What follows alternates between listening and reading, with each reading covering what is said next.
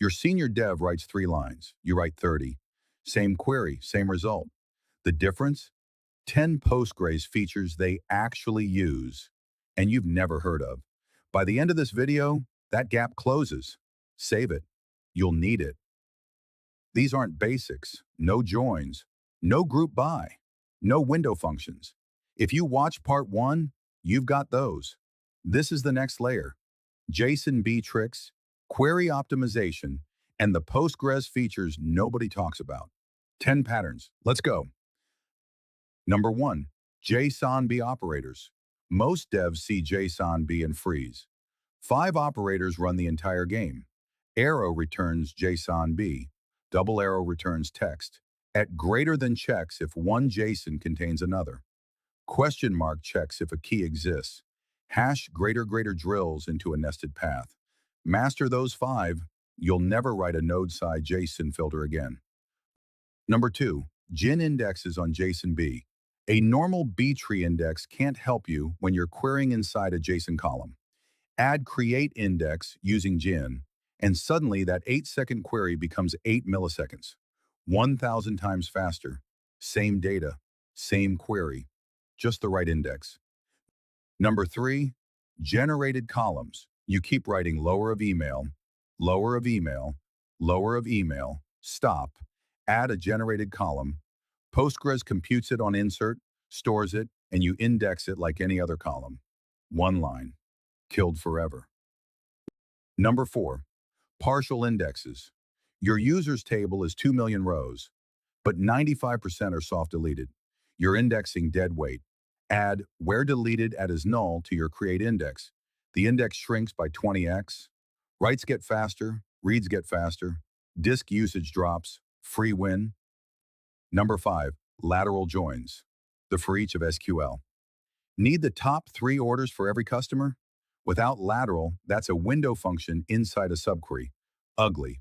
With lateral, it's a correlated subquery you can join to. Clean, fast, the query planner loves it. Number 6, the filter clause. You've written this case when ladder 100 times. Count, case when status equals active, then 1, end. Painful. Postgres has filter. Count star filter where status equals active. 1 line per column, pivot tables in pure SQL. Number 7, returning. You insert a row, then you select it back to get the new ID. 2 round trips. Postgres laughs. Add returning star to any insert, update, or delete. The row comes back in the same call. Half the network, twice the speed. Number 8, exclusion constraints with range types. Booking app, calendar app. Anytime you need, these 2 rows can't overlap. Postgres enforces it at the database level. Define a range type. Add an exclude constraint. Try to insert a conflicting booking. Postgres rejects it. Race conditions, gone. Number 9, materialized views. Your dashboard runs the same expensive aggregate every time someone refreshes. Cache it. Create materialized view. Postgres stores the result on disk. Refresh it on a schedule. Queries that took 12 seconds now return in 2 milliseconds. Same numbers. Cached. Number 10, PG or stat statements. Your app is slow. You don't know which query. Stop guessing. Enable PG or stat to your statements.